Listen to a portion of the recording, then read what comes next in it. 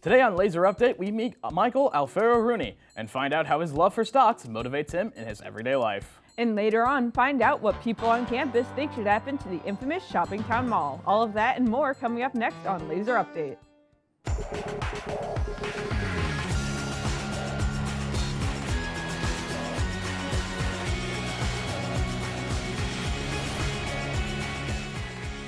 Good morning, everyone, and welcome to today's Laser Update on this beautiful Tuesday morning.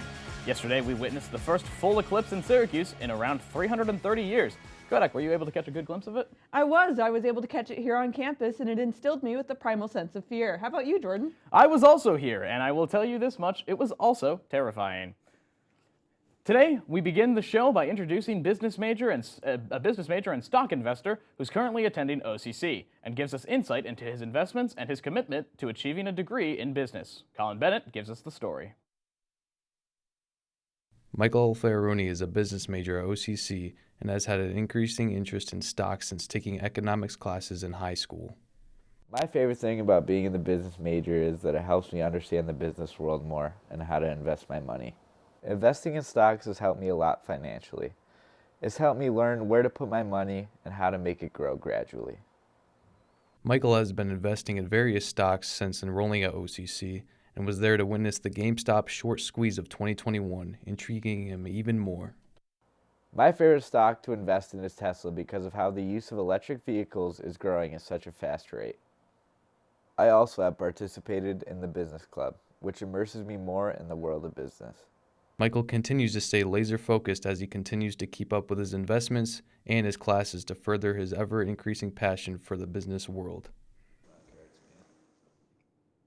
Mike has also dipped his toes in crypto mining to expand his knowledge of different forms of currency. If you're interested in the world of business, stocks, or general networking, come check out the Business Club, held in Whitney 201 from 12:15 to 1:15 every Wednesday. There's still much conversation around what Onondaga is going to do with the now abandoned Shopping Town Mall in DeWitt. Some think it should be revitalized and turned into housing, and others think it should be completely torn down. Let's take a gander and see what the students of OCC think. In March 2020, Shopping Town Mall was permanently closed and currently abandoned. Today, I asked the students of OCC what they think should happen to the once popular shopping center. I think they should refurbish most of the mall, keep it mostly original, but make it nice and pretty again, and make it like an outlet mall type of mall. I think they should completely just crush it down. It's a real big eyesore, and I think people would just be so much better off with just no building there.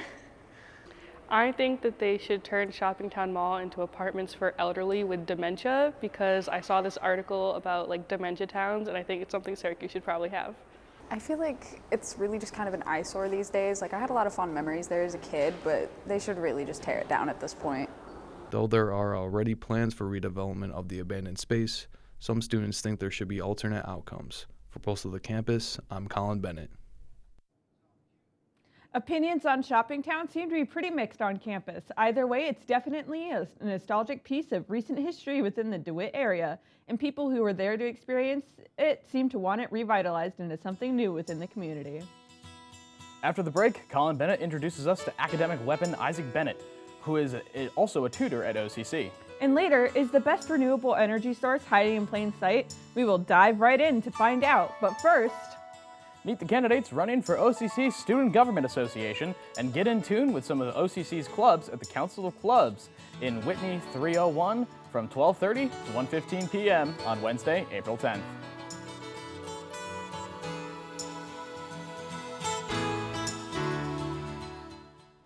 I chose OCC because it was close to home as I grew up in Syracuse, and the teachers are more up and personal and more hands-on rather than most colleges.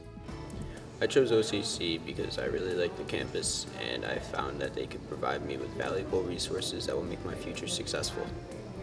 I chose OCC because they're not only preparing me academically but athletically with the facilities that they have to transfer to a four-year school. What will your OCC story be? I found that by going to OCC, it allowed me to enter in programs that would allow me to focus on my personal life and my work. I think most professors here do want to see you succeed. All faculty here is definitely more than happy to help, with any scheduling or future planning or, in regards to grades or anything like that, like I find most professors are more than willing. I could realistically recommend anyone to attend. I major in psychology. I chose the program because I want to help people. I've always wanted to do that. I struggle with making friends and being social with other people. So living on campus has given me a better opportunity to make friends. I thought coming here would be just like any other school, but it really is a different dynamic than being at a university. There's still a lot of people who put together things they genuinely care about for people they care about, and it's really nice to see.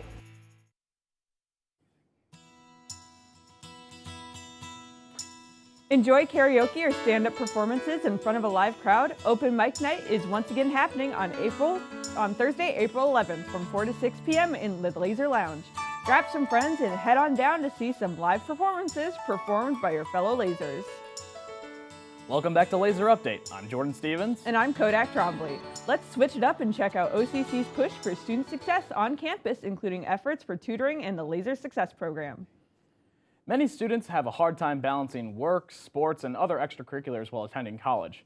But some students embrace it and reach out to the community to assist with the learning process. Colin Bennett gives us one student's efforts to help himself and others succeed.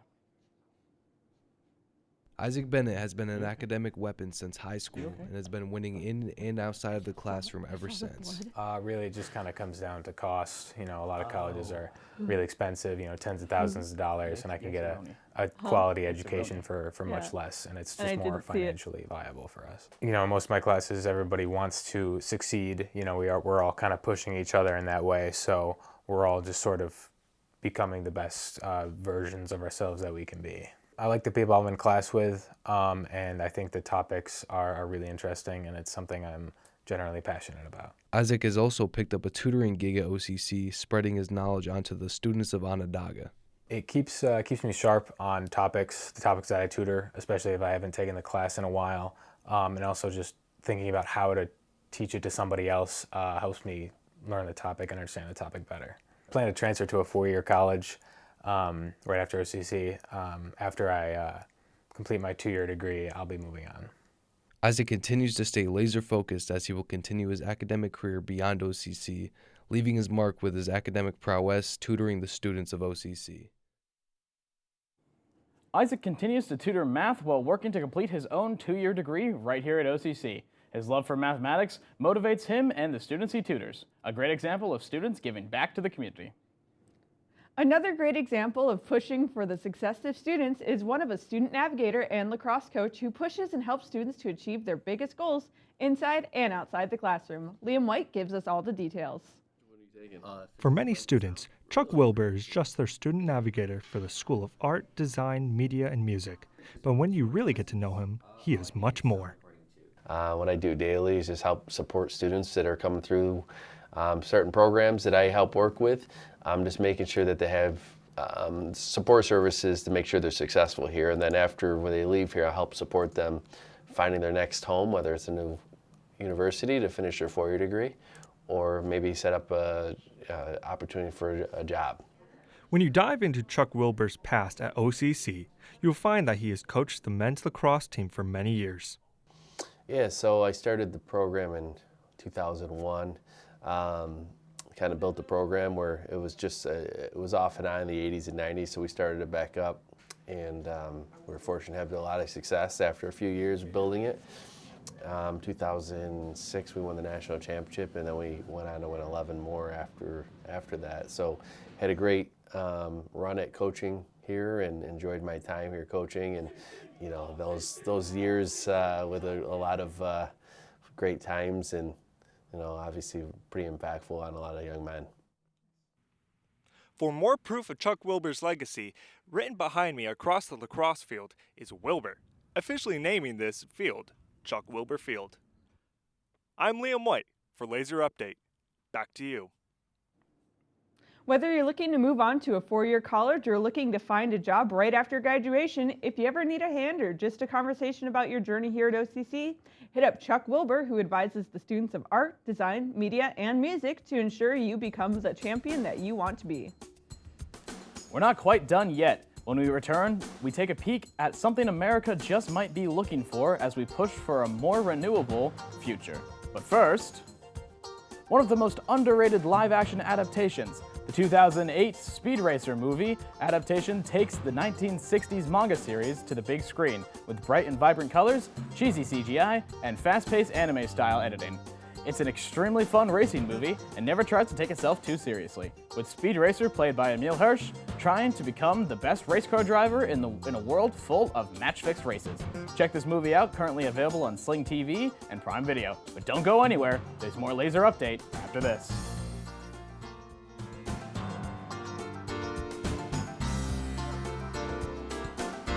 I chose OCC because it was local and I already took college credit in high school for OCC, so I decided to continue that. I chose creative writing because the course I took in high school was for creative writing, so I already had credits for it, so I decided to pursue that as it is a passion of mine. After college, I plan to join the U.S. Army as an officer, and for dream job, it would either be a public affairs specialist in the military or a screenwriter for a film company.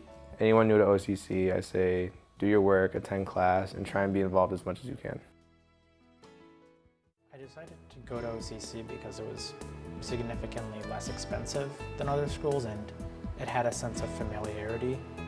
My favorite part is the sense of community we have here.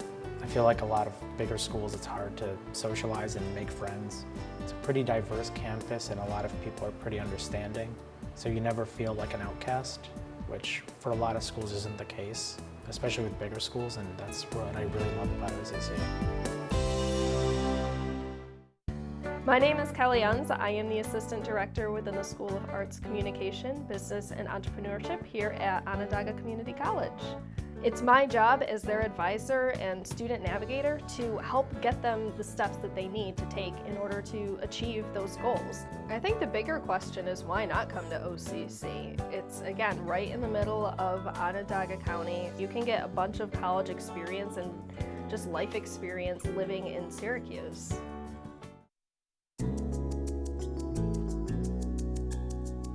Stressing about your personal finances and need help with budgeting? Come down to Whitney 201 from 12:15 to 1:15 p.m. to discuss how to cautiously and effectively budget your finances. Getting good advice about money can be rough, especially at this age with school and car payments. But make sure to check it out because the Business Club has got you covered. Welcome back to Laser Update. Thus far, we've seen the journeys of students hustling towards their goals in their own majors and interests, as well as a student navigator who reaches out to help these students reach their highest goals.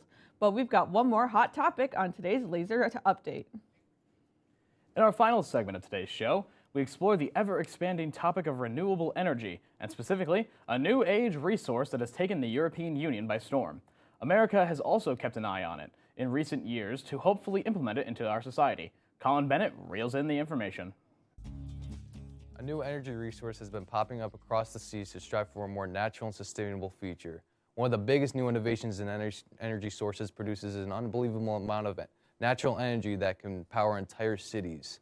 European-based countries and Eastern Asian countries like South Korea have been on the move to use groundbreaking technology to convert the energy from currents from their oceans into electricity. The use of these deep-sea turbines is significantly cheaper and more efficient than traditional power plants.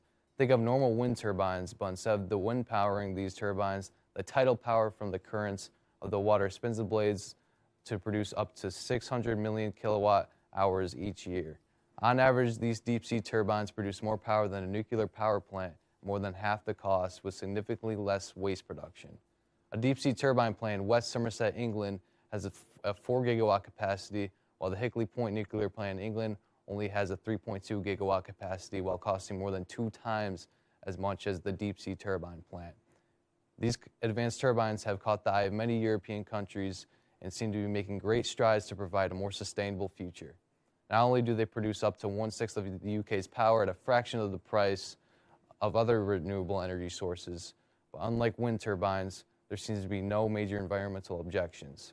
Fish and other creatures are unlikely to be at risk because of how slowly the turbines spin underwater. These underwater turbines need to be only 1/3 of the size of a wind-powered one to produce up to 3 times more power. European Union research has also recently found more than 100 potential sites for tidal power plants.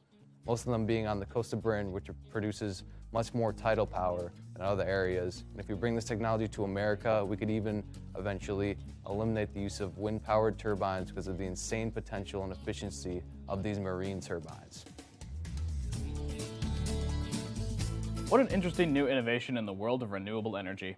As the world becomes more and more advanced, more energy is needed to run the world. We should consider investing in these turbines in the near future. I would like to thank everyone for joining us today on Laser Update. More laser content we will be releasing every Tuesday and Thursday until May 9th. Stay tuned in and catch the next Laser Update with Jacob Coleman with special guests Stefan Adams and Olivia Mendez.